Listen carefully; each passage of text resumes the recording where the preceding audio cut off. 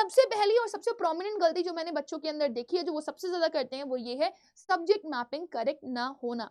जी हाँ, अगर आप दिल्ली यूनिवर्सिटी के लिए जा रहे हैं तो आपकी सब्जेक्ट मैपिंग सही होनी चाहिए। यानी कि जब आप सीयूईटी का एग्ज़ाम देकर के आए हो तो आपको ये ध्यान रखना है कि आपने किसी भी पर्टिकुलर कोर्स के लिए ये सब्जेक्ट के एग्ज़ाम्स दिए होने चाहिए, इनके मार्क्स आपके पास होने चाहिए। अगर नहीं है तो फिर आप सफ़र कर सकते हैं।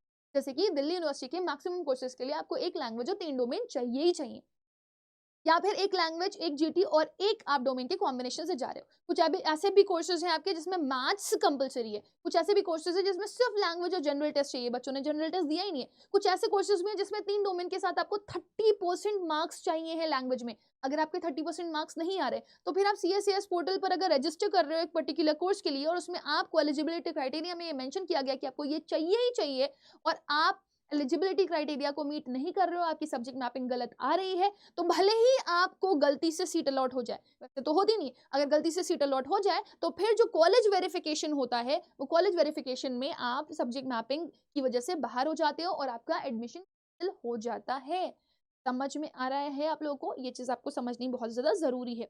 तो अगर आपकी सब्जेक्ट मैपिंग सही नहीं है, तो प्लीज़ आप पहले ही उसको वेरीफाई कर लो। सीएसईएस पोर्टल फिल करने का कोई मतलब नहीं रह जाएगा अगर आपकी सब्जेक्ट मैपिंग सही नहीं है या फिर एलिजिबिलिटी क्राइटेरिया मीट नहीं कर रहा है। सेकंड चीज़, जब आप सीएसईएस पोर्टल को फिल कर रहे हैं तो फेज़ 1 के रजिस्ट्रेशन के टाइम पर आप सभी लोगों को इस चीज़ का ध्यान देना है कि जब आपका रजिस्ट्रेशन कंप्लीट हो जाएगा तो you people need to do fee payment.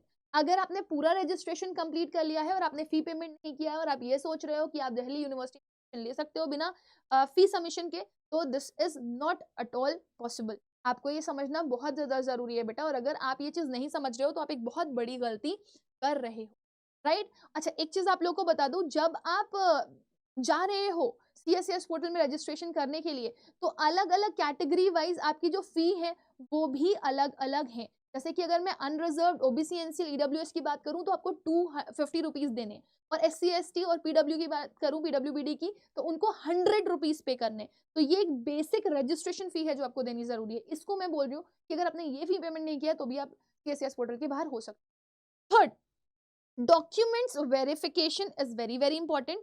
आपको सीट अलॉट हो जाती है, फिर कॉलेज का अप्रूवल आता है जब आप एक्सेप्ट कर लेते हो सीट को, तो कॉलेज आपके सारे डॉक्यूमेंट्स चेक करती है।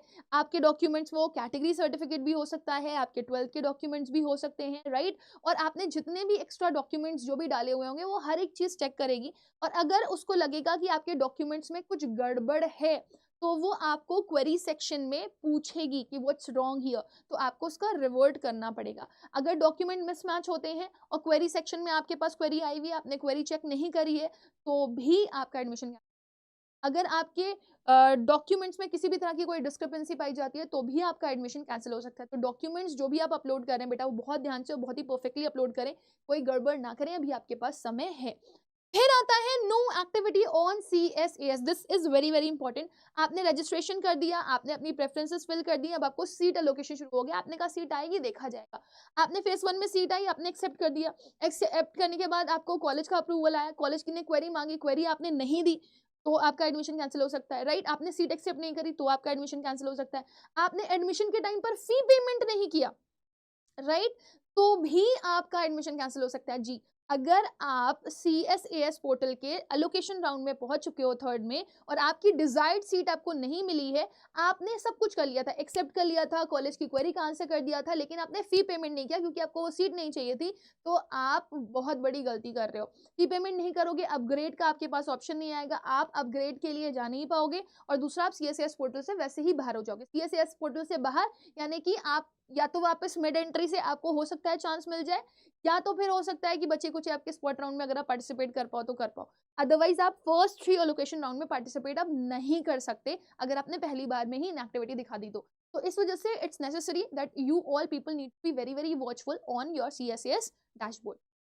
आगे आएंगे हम और लास्ट मोमेंट पे बात करेंगे, this is also very very important, कि फी पेमेंट आपका जितना सीएसएस का रजिस्ट्रेशन का इंपॉर्टेंट था, उतना ही फी पेमेंट आपका यूनिवर्सिटी का भी इंपॉर्टेंट। तो ये पांचों चीजें आपको बहुत ध्यान रखनी है, और इन पांचों गलतियों को मत करना, क्योंकि इन पांचों में से एक भी गलती अगर आपकी होती है तो लिटरली आप इस साल अपना एडमिशन